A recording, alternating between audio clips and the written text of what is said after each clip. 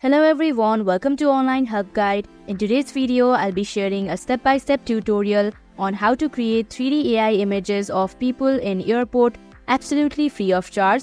So without any further delay, let's jump right into it. First of all, open up a web browser.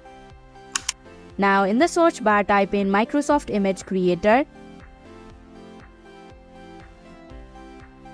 Here, click on the first link that you see. Now in the text box, type in the prompt that you have created. Then tap on the Create button. Similarly, if you'd like to create more of these, then you'll simply have to change the prompt. Then tap on the Create button once again.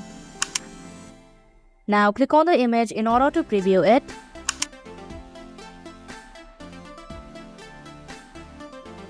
Also, if you'd like to download these images, then tap on the 3 horizontal dots in the right hand side of your screen.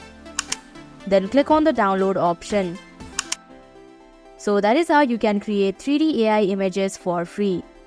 Thank you for watching Online Help Guide. Hope this video was helpful. If it was, hit the like button and comment down if you have any questions or feedback. Also, if you are new to our channel, subscribe and hit the bell icon so that you don't miss our upcoming videos.